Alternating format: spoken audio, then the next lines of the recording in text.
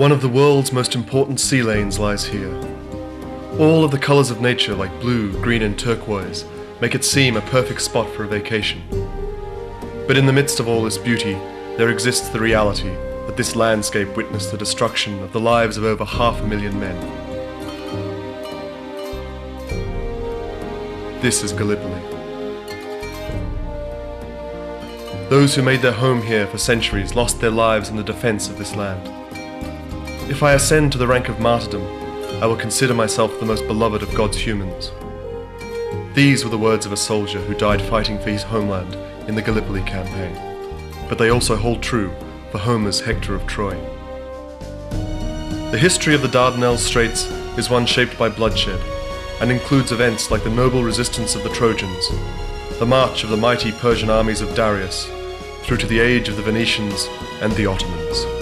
This Straits has witnessed many attacks, and just as many acts of resistance, but none of these wars could compare to the bloodshed seen at the start of the 20th century. Gallipoli, 1915. It was a war that changed the world forever, bringing in a new order. The Tsar of Russia was overthrown.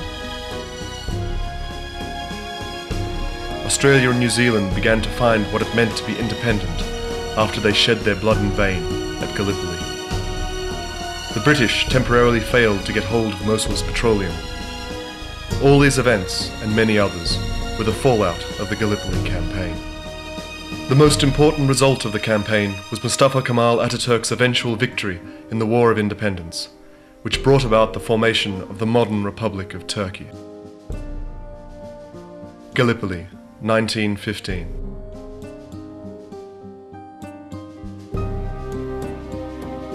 It was a battle which determined whether the Ottoman Empire could survive. Nearly 500,000 lives were shattered on both sides in less than a year.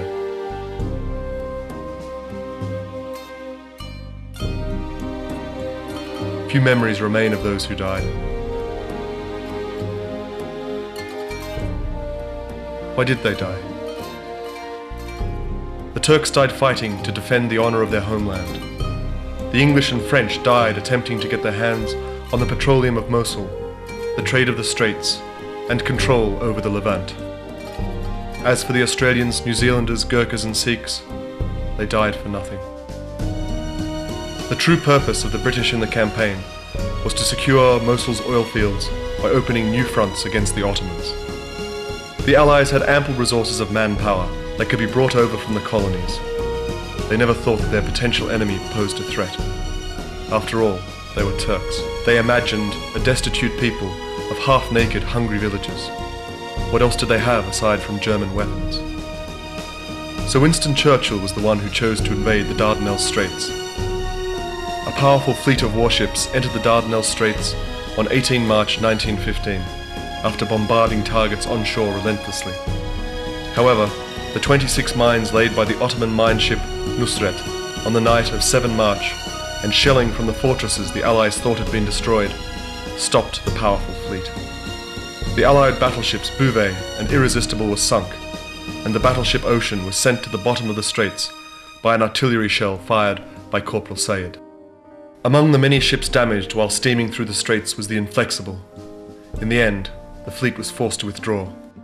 It was not the sinking of the 3 battleships, to the joy of the Ottoman Turks, that hurt the Allies the most, but the loss of their hopes of victory. The Allies thought they could arrive in Istanbul as if on a vacation, as if they had already issued tickets inviting their friends to take a holiday cruise. The British commanders drew up new plans to deploy troops on the coast to carry out a land invasion of the area. The initial landings took place at Kumkale, Cape Helles, and Anzac Cove on 25 April 1915. Those who believed they could quickly march overland met with the last line of resistance: human faith. Despite heavy bombardments from Allied ships, troops landing from the River Clyde suffered so many losses that their blood turned the Aegean red. The corpse of a British general floated in a sea stained red. The deployment of troops at Anzac Cove and Kaba Tepe went wrong, and the Anzacs suffered terrible losses.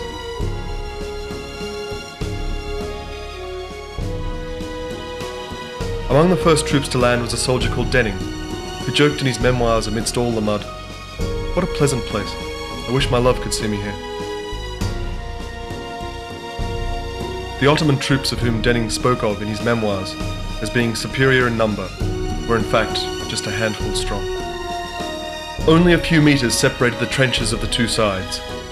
Both sides spent many months exchanging fire in the region, and hand-to-hand fighting continued with bayonets. If the Allies could have advanced and captured these hills, they would have been able to divide the peninsula in two.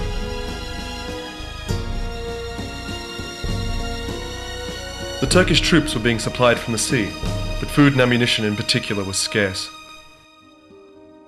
Liman von Sanders related in his memoirs, "The Turks don't even have sandbags. When sandbags are supplied to them, the soldiers use them to repair their clothes.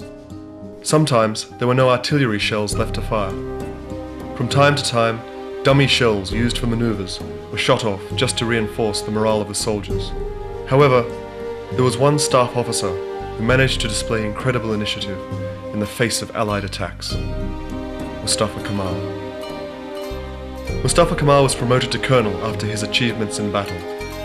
He said to his soldiers, "I do not order you to fight, I order you to die," and his leadership of two battles that turned into hand-to-hand skirmishes culminated in Allied withdrawals. Mustafa Kemal Ataturk remembered seeing the soldiers wash their underclothes. They performed their ritual ablutions with the water from their water bottles, only to later walk towards death without blinking an eye. He later said, "It is this superior spirit that won us the Dardanelles War. The soldier sees death coming, knows he will be dead in 3 minutes, but shows no sign of fear."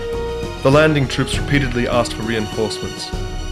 Earl Grey complained, "In the land campaign we did not think about what we needed before. We only asked for 1 million soldiers afterwards."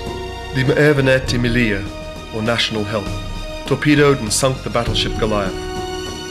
The sinking of the Goliath caused first the resignation of Admiral Fisher from the command of the British Navy, and later the removal of Winston Churchill from his office as First Admiral of the Navy.